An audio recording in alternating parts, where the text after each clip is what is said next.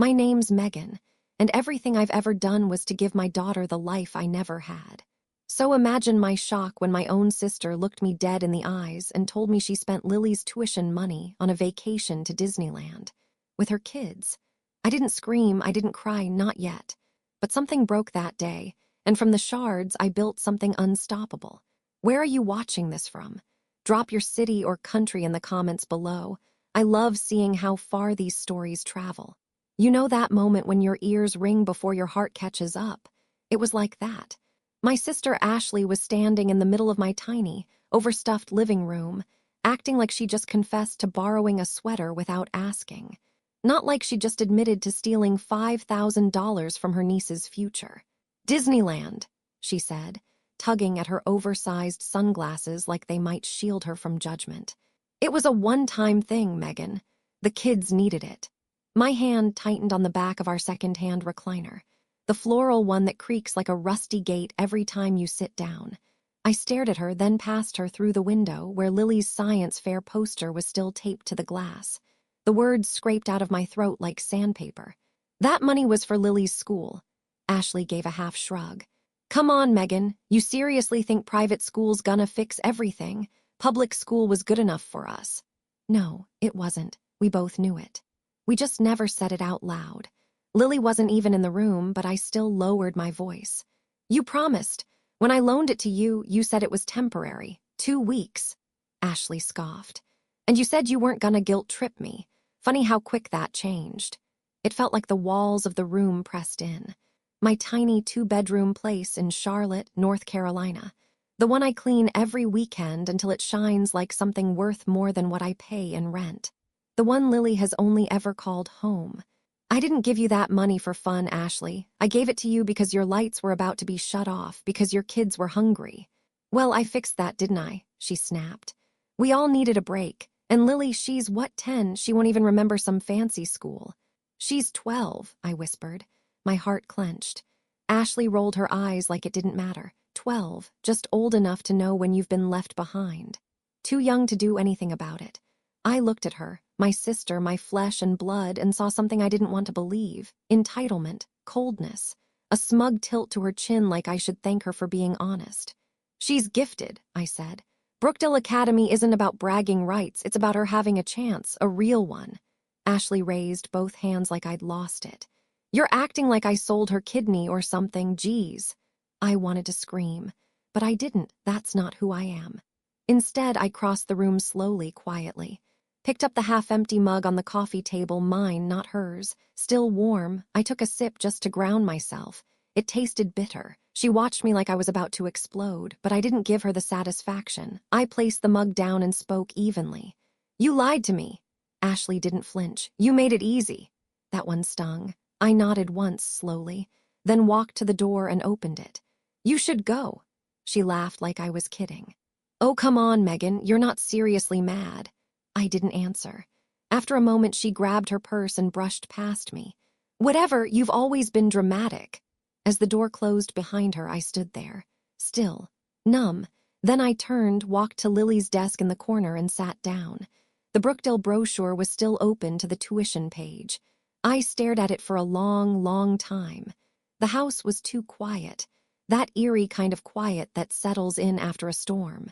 Not the loud kind, with wind and thunder, but the kind that rips through you in silence and leaves everything rearranged. I sat at Lily's desk for I don't even know how long. Her pencils were lined up perfectly in a rainbow cup she made last summer at day camp. She'd painted her name on it in crooked letters, with a tiny heart over the I, Lily. My throat tightened. I reached for the Brookdale brochure like it might ground me. I'd looked through it at least 100 times already, but that night it felt different. Heavier. Sacred almost. Glossy pages flipped beneath my fingertips. Photos of sunlit libraries, kids in crisp uniforms, smiling teachers leaning over science labs. A life so far from ours it might as well have been a fairy tale. But Lily belonged there. I felt that in my bones. She wasn't like other kids. She read through encyclopedias for fun, asked questions I had to Google. Once, at just 8 years old, she told me she was worried about sea levels rising and how it would affect small island nations. She deserved more than worn textbooks and overcrowded classrooms. And now I had no idea how I was going to make it happen. The money was gone. Just gone. And there was no one to call, no safety net, no secret fund waiting in the wings. I'd already cut everything to the bone. No cable, no eating out, hand-me-down clothes from yard sales. I cleaned houses on the weekends and worked every shift I could at the diner. I pressed the edge of the brochure to my lips, closed my eyes. "You will have a better life," I whispered, barely a breath. "I swear to you, baby girl." The sound of that promise settled in the room like a prayer. And maybe it was one. I'd never been a religious woman, but right then I needed something to believe in, and my daughter's future seemed as holy as anything else. I stood slowly and walked to my laptop. The old thing wheezed to life with its familiar hum. The Wi-Fi was spotty again, but I didn't care. I wasn't going to bed. Not yet. I typed scholarships for private middle school Charlotte, NC into the search bar, then education grants for single mothers, then Brookdale Academy tuition help. And when those searches turned up vague or discouraging answers, I kept going. It was nearly midnight when I stumbled onto a forum post from a woman in Texas who'd crowdfunded her son's tuition after losing her husband. I read every word she wrote, every comment under it. Most were kind. Some were cruel, but it didn't matter. She'd done it, and if she could, maybe I could too. The idea scared me. Not the work, I could handle work, but the exposure, the vulnerability, putting our story out there like a charity case for strangers to judge. I imagined Ashley's smirk if she saw me do it. Or worse, Mom's sigh. That disappointed, dismissive sigh she'd used since I was 13 and came home with dreams too big for our bank account. But then I pictured Lily in her oversized glasses, hunched over her desk, writing those impossibly big words she liked to use. She deserved the world. And I was her mother. If I didn't fight for her, who would? So I opened a new document and began writing, not the essay, not the GoFundMe, just a letter. To myself, maybe. Or to Lily for one day. I wrote about our little apartment, about how Lily liked to read under the covers with a flashlight and how she always double-knotted her sneakers. I wrote about her dreams, becoming a marine biologist or a poet or maybe both. And I wrote about how Ashley spent her tuition on mouse ears and funnel cake. The words poured out of me like something cracked open. Raw, but not angry. Honest. When I finally looked at the clock, it was 1:37 a.m. The light from Lily's desk lamp made a golden circle on the floor. Outside the window, our neighborhood was still, shadows of trees stretching over parked cars and cracked sidewalks. I leaned back in the chair, breathing deep. I didn't have a plan yet, just a beginning. But sometimes beginnings are the hardest part.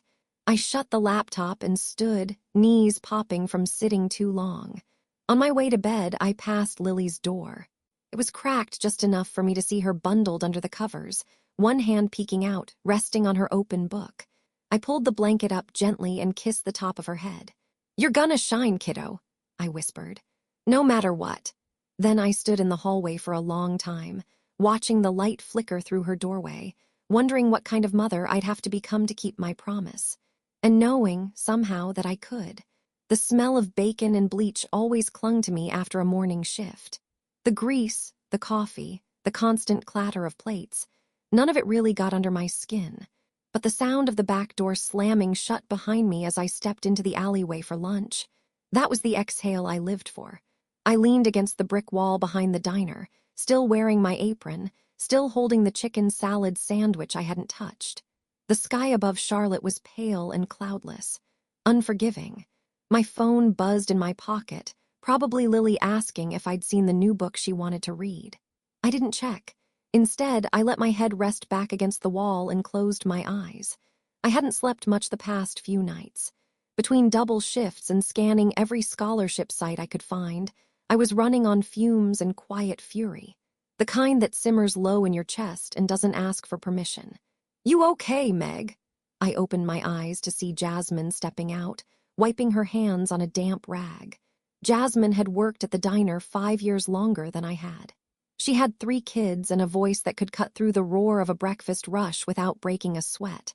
"I'm good," I said, forcing a smile. "You lie like someone who's been practicing." She tossed the rag over her shoulder and sat beside me on the curb. "Talk to me." I hesitated. Jasmine wasn't nosy. She was the kind of woman who let you carry your silence until you were ready to put it down. But that day, I felt the weight of it all pressing into my ribs. "It's Lily," I finally said. Jasmine turned her head slightly. "She all right?" "She's fine," I said quickly. "She's always fine, it's everything else that's the problem." And just like that, the words started slipping out. I told her about Brookdale, about the scholarship forms, about the entrance test and the deadlines. And then I told her about Ashley. Jasmine didn't interrupt. She just listened, hands clasped between her knees, eyes steady. I didn't tell her everything, some wounds weren't ready for daylight, but I told her. When I finished, there was a long pause. Then Jasmine said softly, "That's not just betrayal, Meg, that's theft." I nodded, swallowing the lump in my throat. "And I know what you're gonna say," she continued. "You didn't want to make it public, you didn't want to shame her." "Exactly," I said. "We've always had our differences, but she's my sister." Jasmine looked at me with something close to sadness. "Blood doesn't excuse behavior. If anything, it makes betrayal hurt twice as hard." I stared down at my sandwich. I thought we had an understanding. She said it was just a loan, 2 weeks." Jasmine let out a slow breath. "You're stronger than I'd be. I'd have knocked her teeth out." That made me laugh despite myself. It came out like a cough, rusty and real. "I've been looking into other ways," I said. "Scholarships, grants, but I don't think it's gonna be enough." Jasmine didn't respond right away. Then she pulled out her phone, tapped something, and turned the screen toward me. A crowdfunding page. Some single dad raising money for his daughter's wheelchair-accessible van. His story wasn't dramatic, just honest. "You ever thought about this?" she asked. I stared at the screen. The idea had crossed my mind the night before, but I'd pushed it away. I didn't want to be that mom, the one airing her family business online, begging strangers for help. "I don't know," I said, voice low. "It feels like admitting failure." "No," Jasmine said firmly. "It's admitting you're doing everything you can for your child. That's not failure, that's motherhood." I blinked hard. "You think anyone judging you online is the kind of person you'd want to raise Lily anyway," she added. "Let them talk, let them scroll, you keep your eyes on your girl." The lump in my throat grew too big to swallow. Jasmine gave me a nudge with her elbow. "You don't have to carry this alone, Meg, not anymore." I didn't respond. Not because I didn't believe her, but because some part of me wanted to. And that was scarier than anything. She stood and stretched. "Come on, break's over. Those biscuits won't burn themselves." As I followed her back inside, I slipped my phone from my pocket and opened the Notes app. The cursor blinked. I started typing out a sentence, then deleted it, then typed again. Just a title for Lily, it was a beginning. The napkins were stacked unevenly. I knew because I'd been refolding the same pile for 10 straight minutes, trying to keep my hands busy while my mind ran circles. It was slow that afternoon, the lull between lunch rush and dinner prep. The kind of quiet that settled over the diner like a warm towel, soothing but dangerous if you stopped moving. Too much stillness gave my brain room to spiral.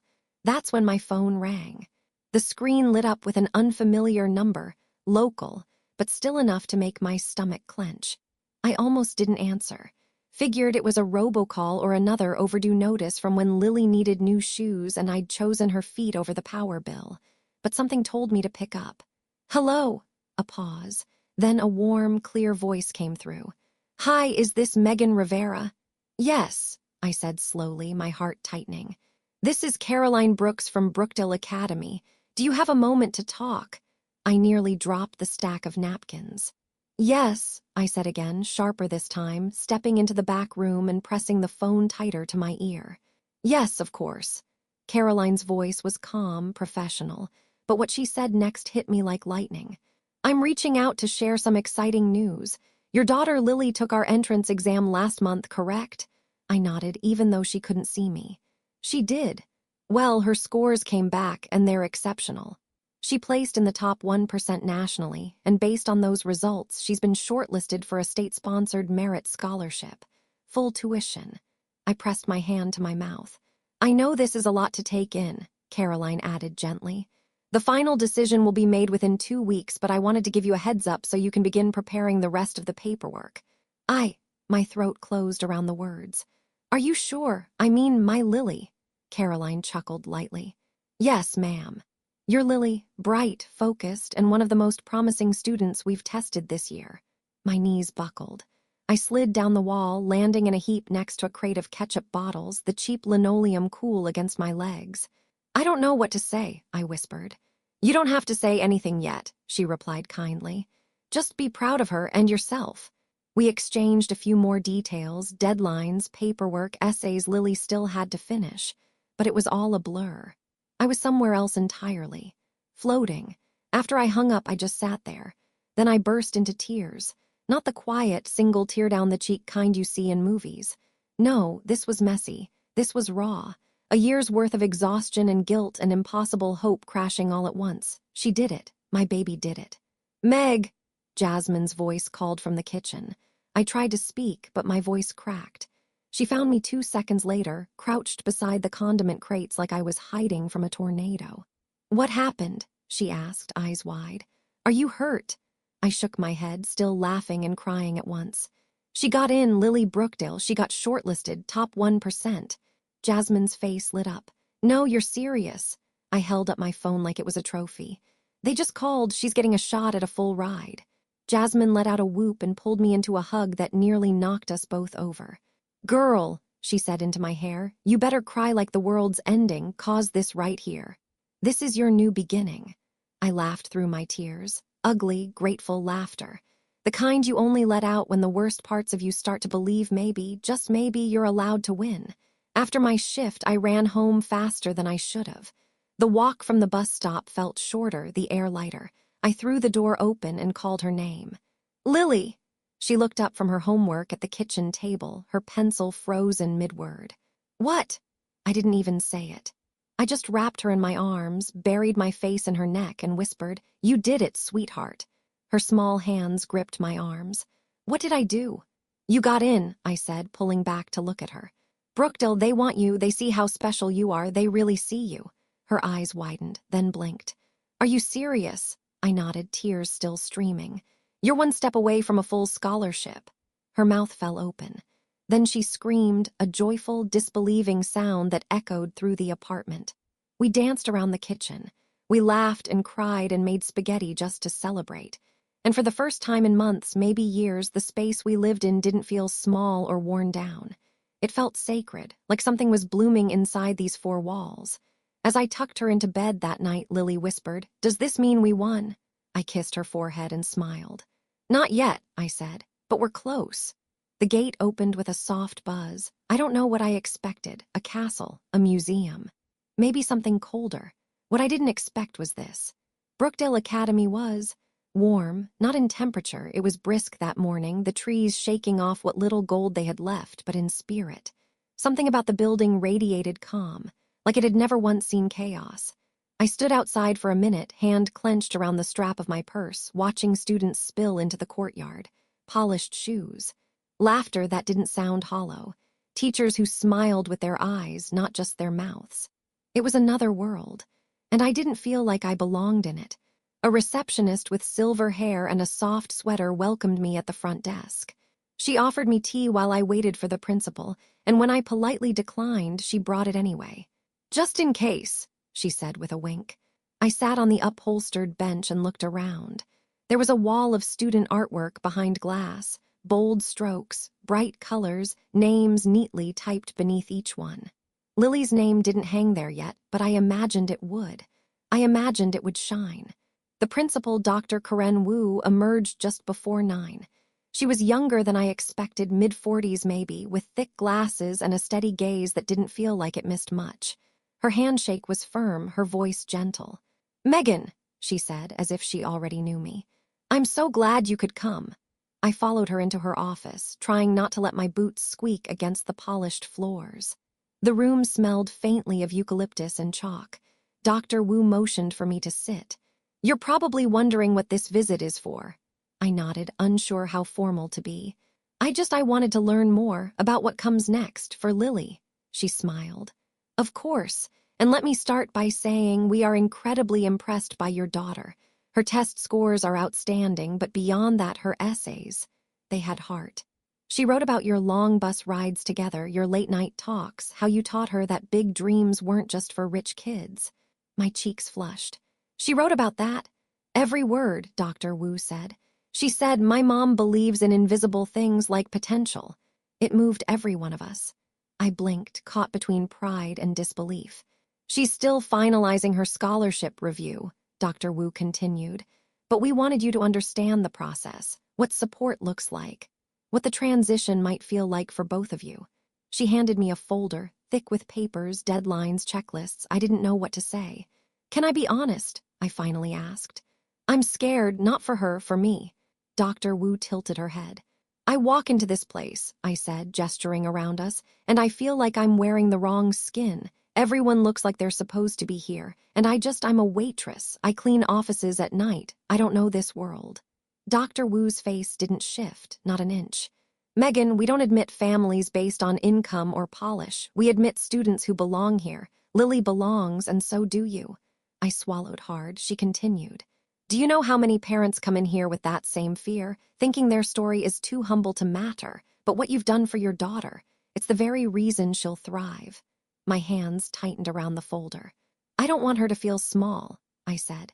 I don't want her to notice the difference between what we have and what other families do. Dr. Wu nodded slowly. She might, kids do. But if she knows she's deeply loved and never alone, that will carry her through any room. I blinked fast, willing the tears back. Dr. Wu reached for a smaller envelope and slid it across the desk. We don't normally do this early, she said, but I pulled a few student group brochures. She mentioned in her essay that she loved science and poetry. I thought she might like to know she won't have to choose. I opened it later, alone on the bus home. Inside were color copies of club posters, young explorers, poets of tomorrow, girls who code. Kids her age, laughing, building, creating. Lily would have a place here, maybe even more than one. That night, over leftovers and microwaved cocoa, I told Lily everything, not just the facts, the feeling. I sat in their office, I said, and I didn't once feel like we were someone's charity case. I felt like they saw us. She leaned her head on my shoulder. That's what you always tell me, that being seen matters. It does, I whispered. And for the first time in a long time, I believed it might apply to me, too. The hallway to my mother's apartment smelled like boiled cabbage and pine sol. I hesitated outside her door, balancing a bag of muffins from the diner and the envelope from Brookdale that I'd been carrying like a talisman. My fingers hovered over the knocker, then curled into a fist. What was I expecting, really? A hug, a gasp of pride, I wasn't sure, but somehow I still wanted it. Gloria Rivera wasn't a cruel woman, at least not in the obvious ways. She didn't yell or hit or slam doors. Her weapon of choice had always been detachment. A quiet, efficient erosion of enthusiasm. I knocked once, hard enough to be heard, soft enough to suggest politeness. The door opened a few seconds later. I was in her house robe, hair pinned back, slippers dragging, a crossword clutched in one hand. Megan, she said, blinking, didn't know you were coming. I called yesterday, I reminded her. She stepped aside without inviting me in. I thought you were just venting. I entered anyway, setting the muffin bag on the chipped laminate counter. The apartment was neat, almost sterile. No photos on the walls, no warmth in the lighting. Wanted to bring you something, I said. Fresh banana nut, still warm. She gave them a glance. I'm off carbs. Of course, I pulled out the Brookdale folder, trying to steady my voice. Lily's test scores came in. She made the top 1%. There's a scholarship committee reviewing her for a full ride. Gloria sat at the kitchen table and picked up a pencil. To where? Brookdale Academy, I said, like she hadn't heard me the first time. It's one of the top private schools in the state. They have coding classes, science labs, mentorship programs. She'll be the first in our family to attend a school like that. My mother didn't look up from her crossword. They still teach kids how to read and write in public school, don't they? She asked, pencil scratching. What's all this fancy mess for? I blinked, stunned by how quickly she flattened the moment.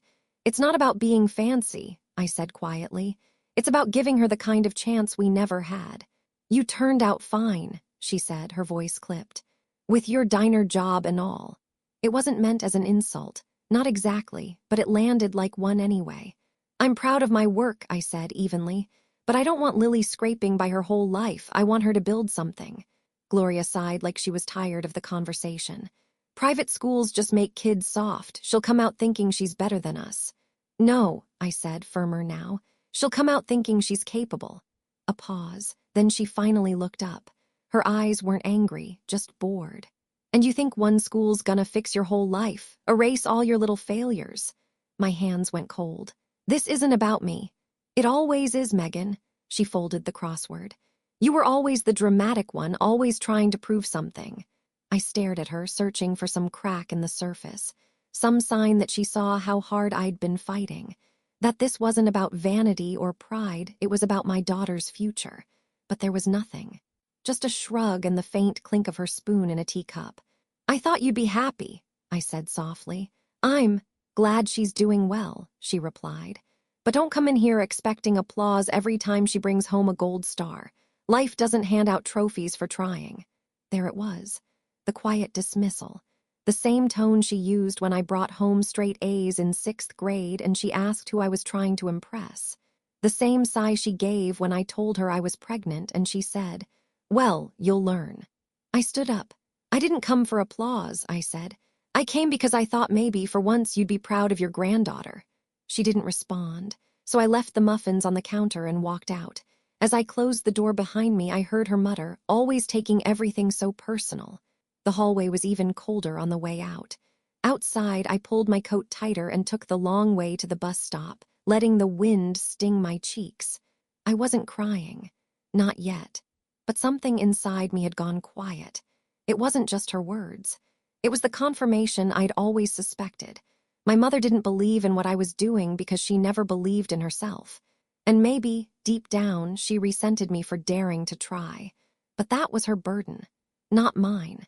As I waited for the bus, I opened my phone and pulled up Lily's essay draft, the one she'd started on the kitchen table while eating leftover spaghetti. I read the first line again. My mom taught me that you don't have to be loud to change the world. You just have to be brave. I smiled. Let Gloria believe what she wants. I'd stopped looking for her permission the moment I started building something better. The clock read 12:42 a.m. Lily was still at the kitchen table, hunched over her notebook, the tip of her pen tapping against her lip as she squinted at the sentence she'd just rewritten for the 5th time. A half-eaten grilled cheese sat forgotten beside her. I watched from the hallway for a moment before stepping inside, kicking off my shoes as gently as I could. My legs ached from the cleaning job, office buildings this time, 3 floors and no elevator, but I didn't want to wake her if she'd finally dozed off at her work. She looked up and smiled sleepily. Hey, Mom, you're still at it. I was almost done with my final essay, she said, pushing her glasses up. But then I realized I kept using the word important, and I read somewhere you're not supposed to repeat words like that. I couldn't help but smile. You've rewritten that same paragraph 6 times. 7, she said with a tired grin. But I think this one's the one. I poured us both a glass of apple juice, what we had instead of wine on late nights, and slid into the seat across from her. Read it to me. She hesitated, then straightened up and cleared her throat. When I think about what makes me curious, it's not just books or science experiments. It's people, why they do what they do, how they make decisions. My mother says I've always asked too many questions, but she never said it like it was a bad thing. She says questions are like keys, they open things, so I want to spend my life finding doors and figuring out how to open them. My throat caught. She looked at me anxiously. Is it too weird? No, I said, blinking fast. It's perfect. She leaned back, exhaling. I just want them to know I'm more than a test score. They will, I said, reaching across the table for her hand. They already do. We sat in silence for a moment, the good kind, the kind that doesn't need to be filled. I'm sorry I haven't been around as much, I said softly. I know I've been tired and distracted, but this is worth it. I know, Mom. She didn't say it like a kid trying to be brave. She said it like she meant it. That night we didn't talk about Ashley, or Grandma, or the bills piled in the drawer I hadn't opened in 2 days. We just existed in our little bubble, paper and pens scattered across the table like tools in a workshop. I watched her go over her checklist again, eyebrows furrowed, lips moving silently. She had this laser focus, this quiet determination I didn't think I'd fully seen before. She was growing into someone I didn't just love, I admired her. You know, I said, sipping my juice, when I was your age, I used to write stories in the margins of my math notebook. Really? I nodded. Mostly about people who disappeared and turned into birds. I was a weird kid. Lily laughed. That sounds amazing. You should write one again. Maybe someday, I said. Right now, I'm helping my daughter get into the best school in the state. She grinned. Teamwork. Exactly. By the time she finished polishing her essay, it was past 1:30. I tucked her in and smoothed the hair from her forehead. She reached out and grabbed my wrist. Mom. Yeah. I don't care if I don't get it. I just want you to know I see how hard you're trying. I swallowed the lump in my throat.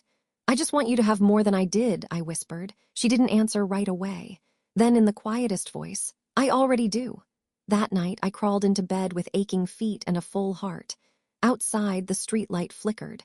Bills still sat unpaid. Time still pressed in around us like a vice. But for once, I didn't feel crushed by it. I felt proud, because whatever happened next, my daughter knew she was worth fighting for. And that meant everything. I opened my bank app like I always did on Friday morning, before coffee, before my shoes, before even brushing my teeth, just to make sure rent had cleared, just to breathe. But that morning, something was wrong. Balance, $0 available, $0 at first. I assumed it was a glitch. Maybe the app hadn't refreshed yet. Maybe I typed my PIN too fast. But the zero stared back at me like a slap. I checked again. Still nothing. Panic crawled up my spine, cold and fast. I rushed to the kitchen, grabbed my purse, yanked out my bank statement, and dialed the number printed at the bottom. Due to higher than average call volumes, your wait time is approximately 28 minutes. I almost screamed.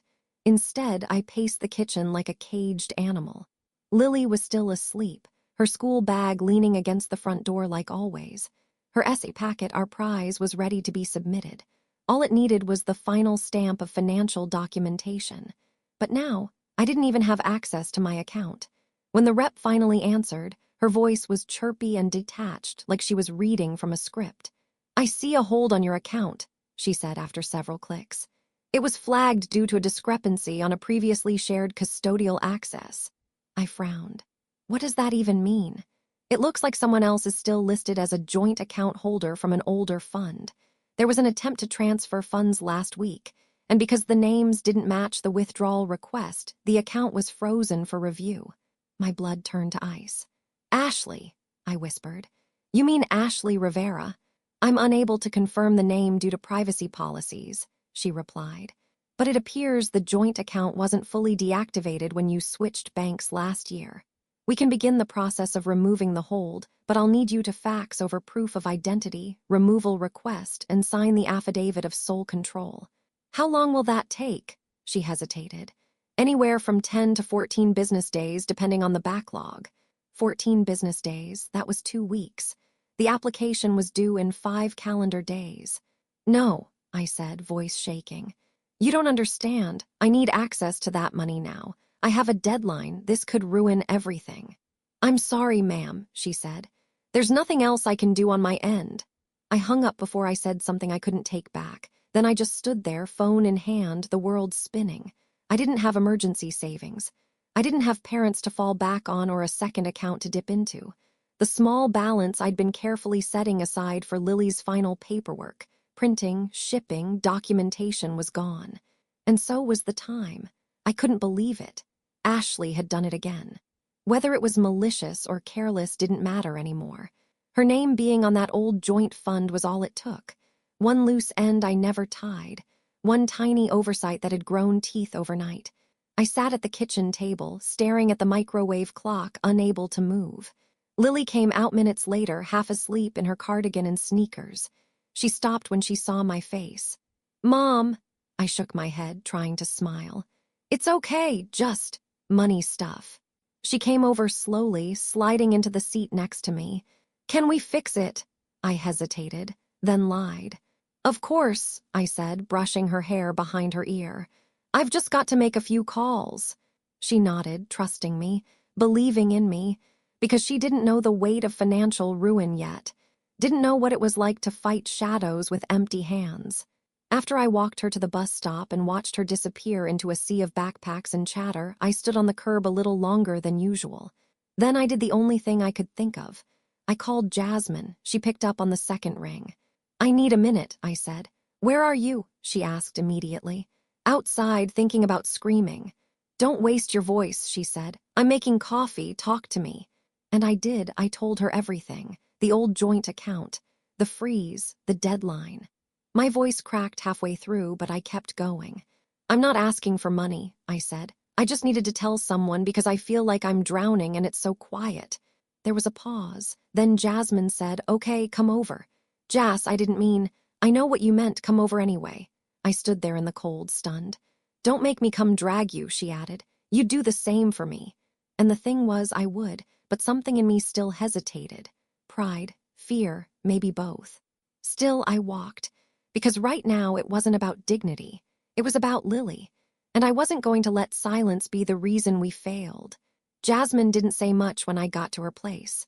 She just opened the door, handed me a cup of coffee, and let me sit on her couch in silence for a while. Her youngest was napping, the TV was on low, and the smell of vanilla creamer made the whole room feel safer than I wanted to admit. I hadn't cried yet. Not really. I think I was afraid if I did, I wouldn't stop. Jasmine sat beside me, sipping from her own mug, not rushing me. She never rushed. That was the thing about her. She gave silence room to breathe. Not everyone could do that. "You know," she said after a while, "my cousin Dee had her car repoed the week before her son's surgery. They held the surgery until she came up with a hospital transport form. Took 3 of us pooling together to get it done in time." I nodded, not sure where she was going. "She didn't want to ask for help either," Jasmine said, side-eyeing me gently. "Told us she'd figure it out." And maybe she would have, but what kind of family lets you suffer in silence just to prove a point? I opened my mouth to reply, but nothing came out. "I know you're proud," she added. "And I love that about you, but Meg, being proud doesn't mean being alone." I stared down into my cup, blinking hard. "The account's frozen," I said again, voice thin. "I can't even pay for postage. Or print everything out. They want original documents with signatures, not PDFs. "How much?" I hesitated. "Meg." "Just under 400, I whispered. "But even if I had that, I need to overnight it. Monday's the cutoff."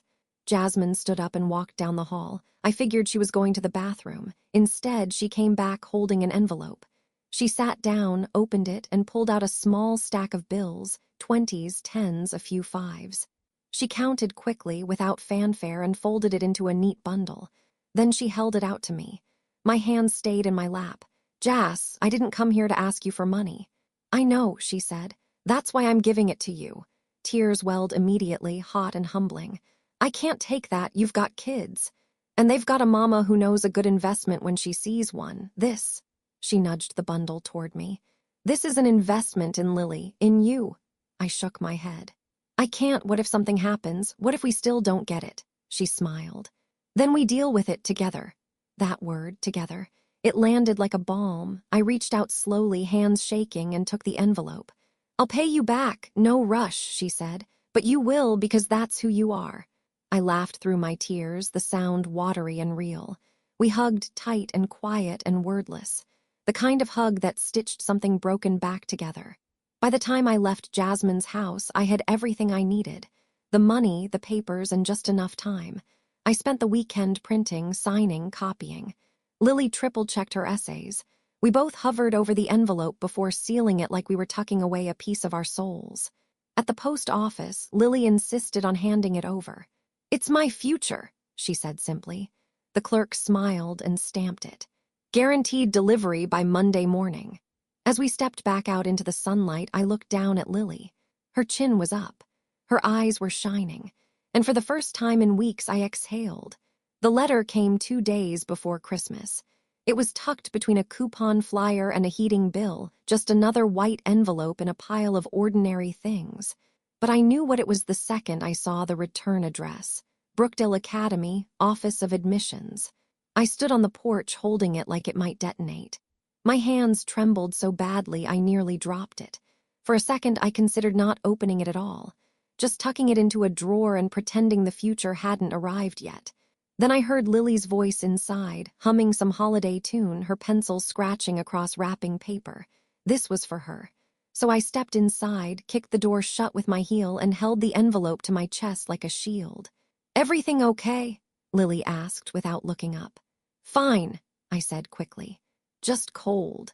I slipped the envelope into my coat pocket and walked to the bedroom, closed the door gently, sat on the edge of my bed, hands curled around the letter like prayer. Then I opened it. I read the first sentence 3 times before it sank in. We are thrilled to inform you that Lily Rivera has been awarded a full academic scholarship to Brookdale Academy, including placement in the Honor Circle cohort for high-achieving students. I covered my mouth. Tears slipped down my cheeks before I even realized I was crying. The letter was short, barely 4 paragraphs, but every word landed like a miracle. Honor Circle. Full tuition, recognized potential. I pressed the paper to my chest and let the sobs come, soft and full of something I hadn't allowed myself to feel in years, relief. I didn't scream. I didn't run around the apartment. I just sat there, rocking slightly, whispering, thank you, thank you, thank you like a mantra to the universe. She did it, we did it. I wanted to tell someone, everyone, but something in me said wait, just a little longer, not out of fear, out of reverence. This win was sacred, not to be shouted into the noise just yet. So I folded the letter carefully, tucked it back into its envelope, and hid it beneath my sweater drawer. Then I splashed water on my face and returned to the living room, heart still pounding. Lily looked up. You okay? I nodded. Yeah, baby, just tired. Did anything come in the mail? Bills, I said with a smile. But nothing we can't handle. She shrugged and went back to her task, handwriting names on scraps of paper to tape onto makeshift gifts. Her face was calm, unaware that her life had just changed forever. And I let her stay in that innocence for one more night, because I had a plan. Christmas dinner would be at Gloria's, same as every year. Ashley would be there too, talking louder than she needed to, turning everything into a complaint. But this year would be different. This year, I'd sit at that table with a truth so radiant, it wouldn't need fireworks to be seen. I'd hold my joy like a blade and let it slice through every sneer and dismissal, because Lily had earned her place. And I had too. Christmas dinner was exactly what I expected, until it wasn't. Ashley showed up late, of course, breezing into Gloria's apartment with a grocery store pie and a running commentary about how miserable her boys were in school. The teachers don't care. Half of them can't even spell, she said, loud enough to echo off the dining room walls. I sat at the far end of the table, Lily next to me, her dress wrinkled from sitting too long but her eyes shining anyway. She had a quiet confidence now. I could see it in the way she passed the salt without being asked, the way she looked people in the eye. Ashley hadn't noticed. No one had, not yet. Gloria was focused on her overcooked roast, muttering about how the timer never worked. Ashley had taken over the conversation again, complaining between bites. I swear, she said, stabbing a piece of ham, if I don't move districts soon, my kids are gonna end up just as stuck as we were. Public school is a joke now. Lily flinched just slightly. I reached under the table and squeezed her hand. Then, in a voice quieter than the scrape of forks on plates, Lily said, I got into Brookdale. Silence. It lasted maybe 2 seconds, but it felt like the earth paused to listen. Ashley raised an eyebrow. You what? Lily looked at me uncertain. I nodded. She got into Brookdale Academy, I said, turning to the table. Full scholarship, honor circle. Gloria blinked, her hand pausing mid-crossword. That private school uptown, I nodded, Lily's cheeks flushed. I start next semester. Ashley let out a sharp laugh. Well, look at you, fancy now. There it was, the condescension, the flick of the wrist, the smirk that said it was all a fluke.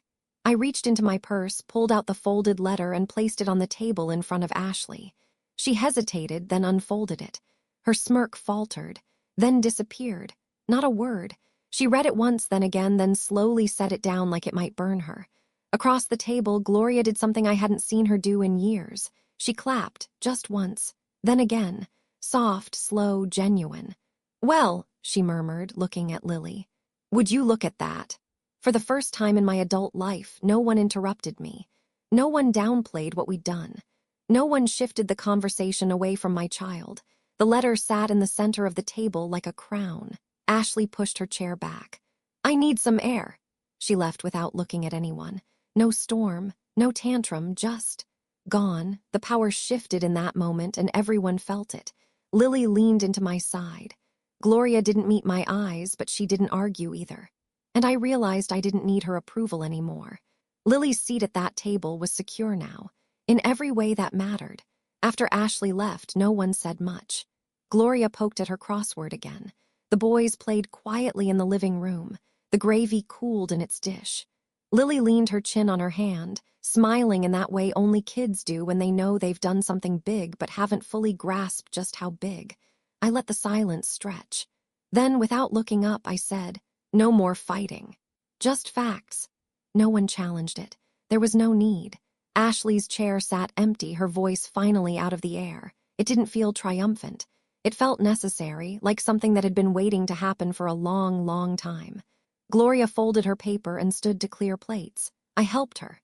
We didn't speak. But for once, the quiet between us wasn't heavy with judgment. It was something closer to respect, or the early stages of it. Before we left, Gloria patted Lily's shoulder. "You make us proud now." Lily nodded. "Yes, ma'am." And that was it. We walked home with our coats zipped and cheeks pink from the cold. Lily clutched the envelope like it was a medal. I let her. I didn't tell her how long I'd waited for that moment, for her to be recognized without me having to beg for it, for her to shine without anyone trying to dim it. We had earned our peace. Months passed. Brookdale became her world: robotics club, poetry readings, leadership seminars. Her name appeared on honor rolls in newsletters. She was thriving. Jasmine and I stayed close. We started trading Friday night dinners, rotating who cooked and who complained. Sometimes we didn't talk at all. We just sat with coffee and watched our kids become exactly who we'd hoped they'd be. I never brought up Ashley again. She didn't call, and I didn't chase. There's a freedom in not needing people who once held power over you. A freedom in realizing they never really gave anything. You just kept asking, hoping they would. Lily would grow up knowing better, knowing that dignity isn't granted, it's reclaimed. And once you hold it, truly hold it, you don't have to shout. You just live. And that's what we did, together.